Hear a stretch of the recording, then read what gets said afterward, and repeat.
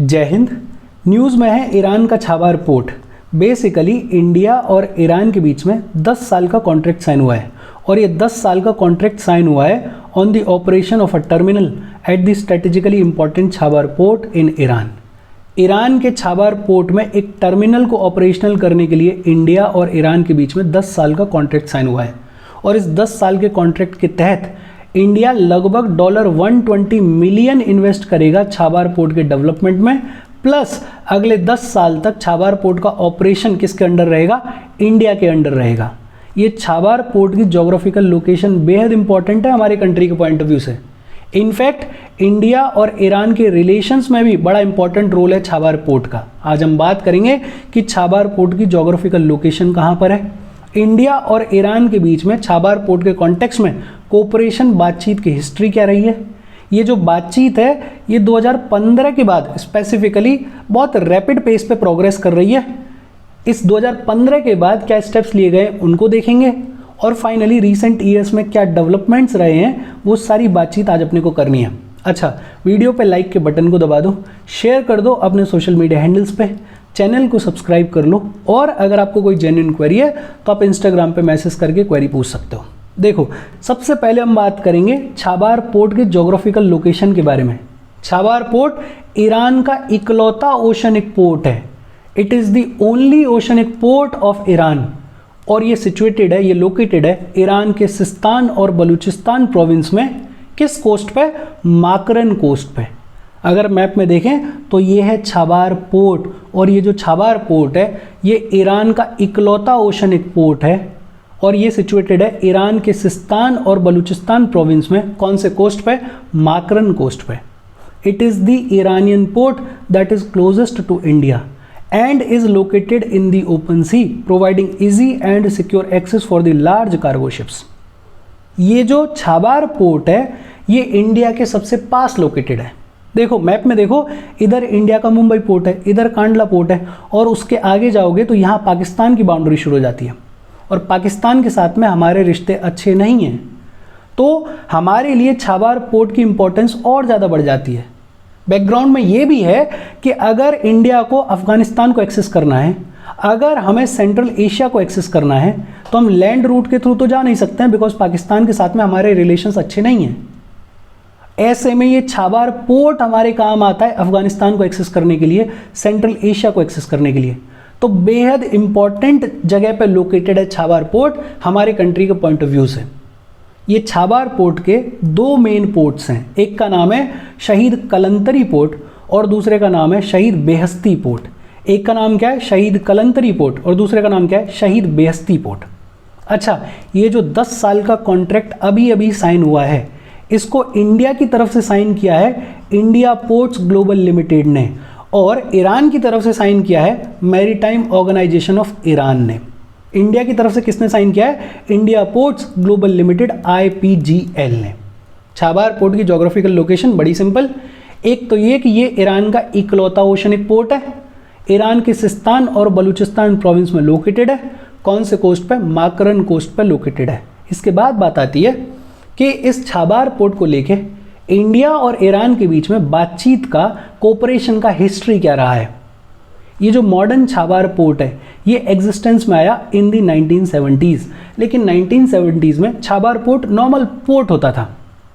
1980s में हुआ Iran और इराक का वॉर और इस वॉर के दौरान तेहरान को समझ में आया कि छाबार पोर्ट जो है वो स्ट्रेटेजिकली बेहद इंपॉर्टेंट पोर्ट है और इसके डेवलपमेंट की तरफ ध्यान देने की ज़रूरत है।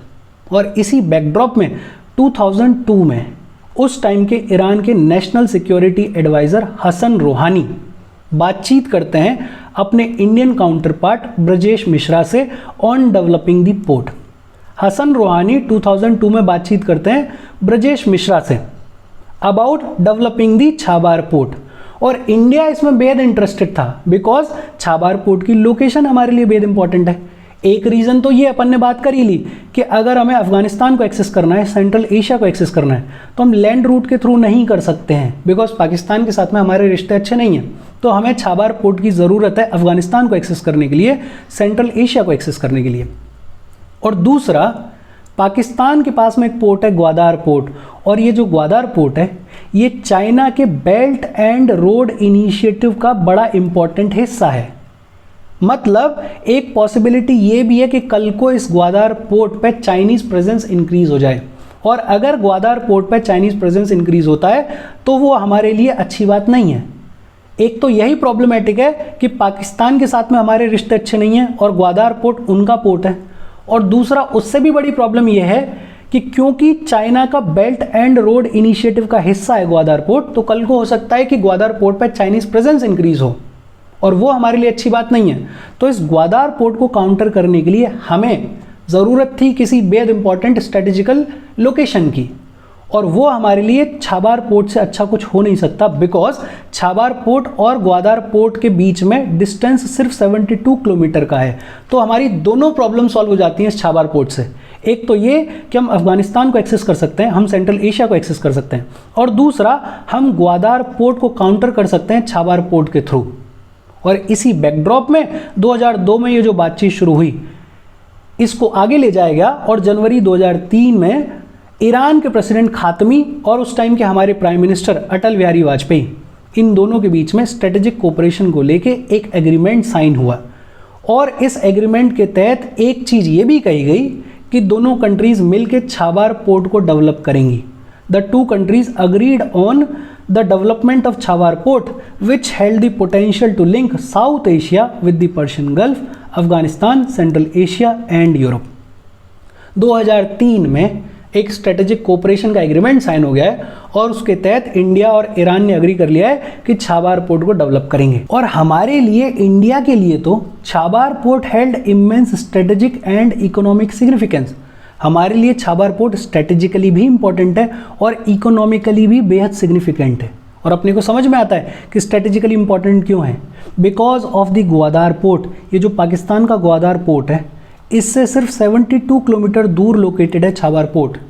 ग्वादार पोर्ट को काउंटर करने के लिए इंडिया के लिए बेहद इंपॉर्टेंट हो जाता है छाबार पोर्ट। और इकोनॉमिकली इंपॉर्टेंट क्यों है, बिकॉज इंडिया को अगर अफगानिस्तान को एक्सेस करना है, सेंट्रल एशिया को अगर एक्सेस करना है, तो लैंड रूट के थ्रू तो नहीं कर सकते हैं, बिकॉज पाकिस्तान ने लैंड रूट को ब्लॉक किया हुआ है। और फिर इंपॉर्टेंस बढ़ जाती है छाबार पोर्ट की, बिकॉज छाबार पोर्ट के थ्रू हम अफगानिस्तान को एक्सेस कर सकते हैं, हम सेंट्रल एशिया को एक्सेस कर सकते हैं। तो हमारे लिए तो स्ट्रेटेजिकली और इकोनॉमिकली बेहद इंपॉर्टेंट है छाबार पोर्ट। और इसी बैकड्रॉप में 2003 में स्ट्रेटेजिक कोऑपरेशन एग्रीमेंट साइन हुआ। इंडिया और ईरान दोनों ने एग्री किया कि छाबार पोर्ट को हम डेवलप करेंगे।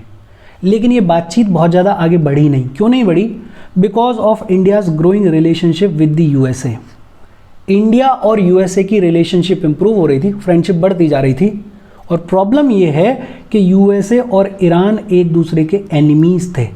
इनफैक्ट इतने बड़े एनिमीज थे कि यूएसए ने ईरान, इराक और नॉर्थ कोरिया को एक्सिस ऑफ ईविल बुलाया।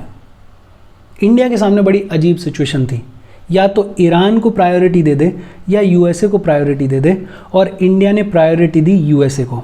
The USA pushed India to abandon its strategic relationship with Tehran and the Chabahar port became a casualty. अब क्योंकि इंडिया ने यूएसए को प्रायोरिटी दी, तो ये जो भी एग्रीमेंट था छाबार पोर्ट को लेके, ये एक तरीके से कैजुअलिटी बन गया। इस पे कोई भी प्रोग्रेस नहीं हुई। 2015 तक ये चीज़ें ऐसे ही लटकती रहीं।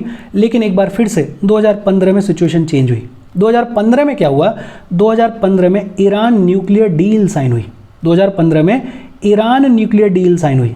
यूएसए और ईरान के बीच में जो सबसे बड़ा प्रॉब्लम था वो था ईरान का न्यूक्लियर प्रोग्राम, और इसी को लेके 2015 में ईरान न्यूक्लियर डील साइन हुई, जिसे joint comprehensive plan of action भी बुलाया जाता है। और ये जो डील है ये साइन हुई ईरान और P5+1 के बीच में। ईरान और P5+1 में कौन है? China, France, Russia, United kingdom, United states और जर्मनी के बीच में। ये सारे नेशंस मिलकर बैठे और इन लोगों ने बातचीत करी, नेगोशिएशंस किए, और फाइनली 2015 में ईरान न्यूक्लियर डील साइन हुई। इस डील के तहत ईरान ने बोला कि वो अपने न्यूक्लियर प्रोग्राम को सिग्निफिकेंटली रिड्यूस कर देगा, कट कर देगा, और बदले में वेस्ट ने बोला, यूएसए ने बोला कि जो भी ईरान के ऊपर सैंक्शंस लगाए गए हैं उनको हटा दिया जाएगा। मतलब दोनों पार्टीज़ ने अग्री किया, और इसी के चलते यूएसए और ईरान का थोड़ा रिलेशन थोड़ा इंप्रूव हुआ, बहुत ज़्यादा तो नहीं लेकिन थोड़ा बेटर हुआ।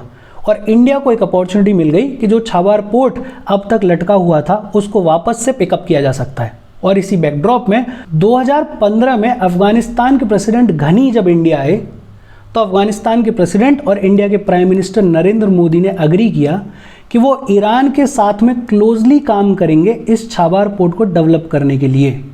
देखो, अफगानिस्तान के प्रेसिडेंट घनी आए इंडिया विजिट पर 2015 में और दोनों ही कंट्रीज के लीडर्स ने ये अग्री किया कि हमें ईरान के साथ मिल के काम करना चाहिए छाबार पोर्ट को डेवलप करने के लिए। और इस छाबार पोर्ट की इंपॉर्टेंस इंडिया के लिए भी थी और अफगानिस्तान के लिए भी थी, और छाबार पोर्ट डेवलप होगा तो ईरान को भी फ़ायदा होगा।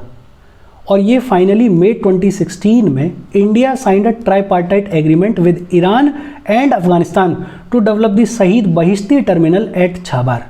छाबार पर शहीद बहिश्ती टर्मिनल को डेवलप करने के लिए इंडिया, ईरान और अफगानिस्तान के बीच में ट्राईपार्टाइट एग्रीमेंट साइन हुआ मई 2016 में। लेकिन जब ये एग्रीमेंट साइन हुआ तब यूएसए में बैठी डोनाल्ड ट्रंप की एडमिनिस्ट्रेशन इसके फेवर में नहीं थी, बिकॉज उनका भी एटीट्यूड ईरान की तरफ बहुत अच्छा था नहीं। लेकिन इस बार New Delhi manage to get a waiver from the USA for the Chabahar port. New Delhi ने यूएसए को बोला कि देखो भाई, आपके साथ में हमारे रिश्ते इंपॉर्टेंट हैं, लेकिन छाबार पोर्ट भी इंपॉर्टेंट है हमारे लिए, अफगानिस्तान भी इंपॉर्टेंट है, इधर ग्वादार पोर्ट है उसको काउंटर करना भी हमारे लिए इंपॉर्टेंट है। तो आपको समझना पड़ेगा, आपको हमारे साथ जो अपने रिश्ते हैं उनको अलग रख के देखना पड़ेगा, और ईरान के साथ में हमारे जो रिश्ते हैं उनको अलग रख के देखना पड़ेगा। और इस बैकड्रॉप में इस बार न्यू दिल्ली ने बोला कि इस बार तो आपको हमारी सुननी पड़ेगी, और यूएसए ने इंडिया की सुनी। और फाइनली यूएसए ने इंडिया को वेवियर दे दिया, इंडिया को एक्सेप्शन दे दिया कि आप छाबार पोर्ट को डेवलप करो, ईरान के साथ में आपका जो एग्रीमेंट है उसको इंप्लीमेंट करो, कोई दिक्कत वाली बात नहीं है। दूसरा, इंडिया के लिए इंपॉर्टेंट इसलिए भी था बिकॉज चाइना का जो बेल्ट एंड रोड इनिशिएटिव है उसको चाइना बहुत अग्रेसिवली पुश कर रहा था, और उसका हिस्सा है ग्वादार पोर्ट। और अगर ग्वादार पोर्ट पर चाइना का प्रेजेंस इंप्रूव होता है, इंक्रीज होता है, तो हमारे लिए खतरे की बात है। तो इस बैकड्रॉप में छाबार पोर्ट हमारे लिए बेहद इंपॉर्टेंट था, है। और इसी बैकड्रॉप में इंडिया ने यूएसए को बोला कि भाई साहब, हम छाबार पोर्ट को डेवलप करेंगे, आपको अपने रिश्ते अलग रख के देखना पड़ेगा चीज़ों को। और यूएसए ने भी बात को सुना। अब रिसेंट ईयर्स में डेवलपमेंट क्या हुआ है, फ़ायदा क्या हुआ है? देखो, over the period of time India ने लगभग 6 मोबाइल हार्बर क्रेन्स और बहुत सारे अदर इक्विपमेंट्स, लगभग $25 मिलियन के इक्विपमेंट्स जो हैं वो भेज दिए हैं छाबार पोर्ट के डेवलपमेंट के लिए। In fact IPGL, Indian ports global limited, Chabahar port को ऑपरेट कर रही है सिंस दिसंबर 24, 2018। और 2018 से लेके अब तक खूब सारा कंटेनर ट्रैफिक, खूब सारा जनरल कार्गो इस छाबार पोर्ट के थ्रू भेजा जा चुका है, इसको यूज़ किया जा रहा है। जब कोविड-19 पेंडेमिक था तो खूब सारा ह्यूमैनिटेरियन असिस्टेंस भी इस पोर्ट के थ्रू भेजा गया था, विच मीन्स बड़ा सिंपल सा है कि ये जो छाबार पोर्ट है इसको बहुत अच्छे से यूटिलाइज किया गया है इंडिया के द्वारा, ईरान के द्वारा, for the betterment of the overall region. और हमारे लिए छाबार पोर्ट जो है वो बेहद इंपॉर्टेंट है, वो अब तक अपने को समझ में आ ही गया है। और इसी बैकड्रॉप में अब एक नया 10 साल का एग्रीमेंट साइन हुआ है इंडिया और ईरान के बीच में, जिसके तहत इंडिया ने बोला है कि लगभग $120 मिलियन को इन्वेस्ट किया जाएगा छाबार पोर्ट के डेवलपमेंट के लिए। और साथ ही साथ अगले 10 साल तक ये जो छाबार पोर्ट है इसका ऑपरेशन किसके हाथ में रहेगा? इंडिया के हाथ में रहेगा। हालांकि यूएसए ने बोला है कि हम इंडिया के अगेंस्ट सैंक्शंस लगाएंगे अगर इंडिया ने ऐसा किया तो, लेकिन मुझे लगता नहीं है कि इंडिया को बहुत ज़्यादा फ़र्क पड़ेगा। एक तो प्रेसिडेंट बाइडेन, उनका खुद का नहीं पता कि अगली बार इलेक्ट होकर आएंगे या नहीं आएंगे, और दूसरा अब हम ज़्यादा बेटर पोजीशन पे हैं नेगोशिएट करने के लिए, बातचीत करने के लिए। इसके साथ आज की अपनी बातचीत खत्म हो गई। कोई डाउट हो please comment. Thank you very much.